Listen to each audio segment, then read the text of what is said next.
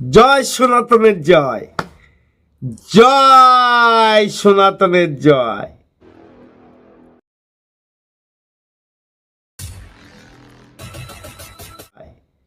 সনাতন ধর্মে আমি জন্মগ্রহণ করে নিজেকে আমি গর্ব মনে করি, কারণ এই মধুর নাম সংকীর্তন যে কত মধুর সেটাও আমরাও জানি। কারণ এখন সনাতন ধর্মের পরে যে অন্যায় অত্যাচার হচ্ছে বিশ্বব্যাপী দেখছে, কিন্তু আমরা সনাতনীরা কোনোদিন নিষ্ক্রিয় হয়ে যাব না। কারণ জেগেছে সনাতন, জেগেছে মহাপ্রভু, জেগেছে কৃষ্ণ লীলা, জেগেছে রামের লীলা, জেগেছে ভক্ত সঙ্গরা। আমার চ্যানেল নাম don't care, Facebook page Krishna Krishna.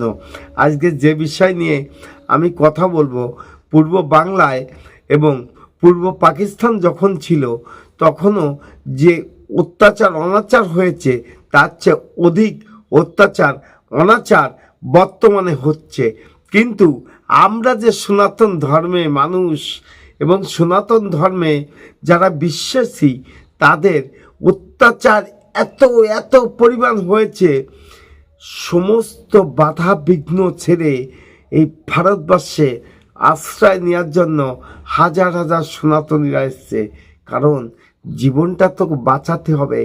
যে সমস্ত আহাম্মকরা এই সমস্ত সনাতন ধর্মকে নিয়ে যে অবহেলা, অঘৃণা এবং নির্যাতনের কথা বলছে, আমরাও জানি যে ওরা ভুল না, সঠিক। সেই সঠিক বার্তা দেওয়ার জন্য আমি আপনাদের কাছে এসেছি একটা নতুন ভিডিও নিয়ে। ভিডিওটা যদি ভালো লাগে লাইক শেয়ার কমেন্ট করবেন এবং সনাতন ধর্মে জয় হবে, জয় হোক সনাতন ধর্মে। বেঁচে থাকবো আমরা, মৃত্যু হবে কাদের? জিয়াদিদের। দেখে নেবেন আপনারা। কারণ সনাতন ধর্ম এত বড় মধুর ধর্ম পৃথিবীতে হয়তো কেউ নেই, কিন্তু যে জিয়াদিরা এই সনাতন ধর্মকে নিয়ে যে ঘৃণা অবহেলা বর্তমানে করছে, যে আমরা মনে হয় পৃথিবী জয় করব, থেমে যান।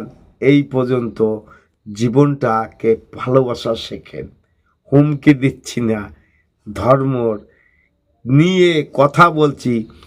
বেধর্মী লোকদের কিভাবে ধর্ম শেখাতে হয় সেটা সনাতন ধর্ম ভালো করে জানে।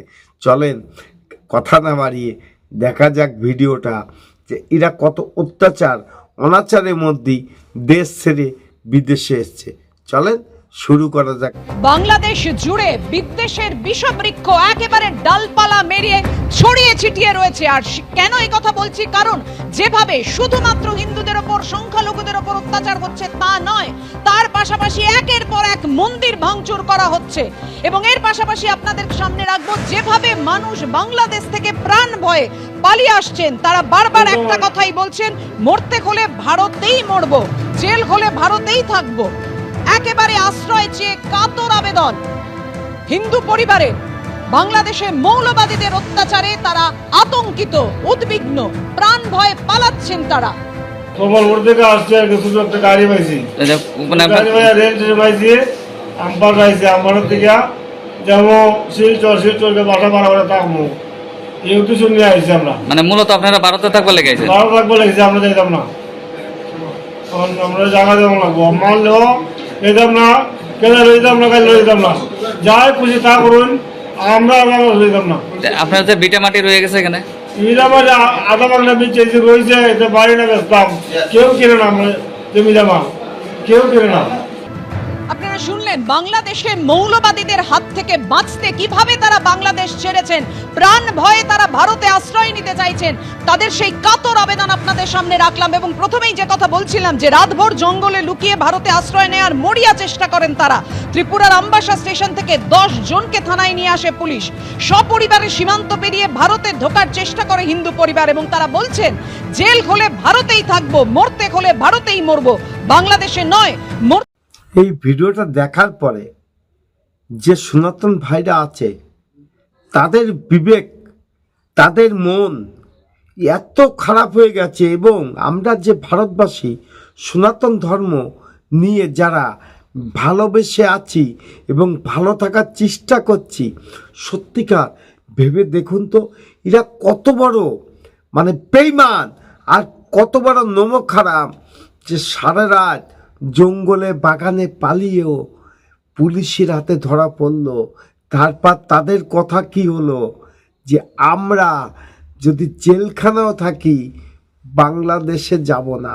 ভেবে দেখুন তো যে কত বড় অসহায় ব্যক্তিরা, কত বড় কষ্ট দুঃখের মধ্যে এরা বাংলাদেশ ছেড়তে নিজের ভিটে বাড়ি ছাড়তে বাধ্য হয়েছে। জানি না যে আপনারা এটাকে কিভাবে দেখছেন, কিন্তু আমি মায়াশীল লোক হয়ে ওদের কষ্ট দুঃখ বোঝার জন্য আমার এই ভিডিওটা করা। যাই হোক, ভিডিওটা যদি ভালো লাগে লাইক শেয়ার কমেন্ট করবেন এবং সনাতন ভাইদের বলছি আগামী দিনে আপনারাই স্বর্গ লাভ করবেন। অপেক্ষা করুন, আছি আপনাদের সঙ্গে, আপনাদের পাশে। নমস্কার, টাটা। ভিডিওটা যদি ভালো লাগে লাইক শেয়ার কমেন্ট করবেন। আমার Facebook page Krishna Krishna, YouTube channel don't care. Madam, when sorry.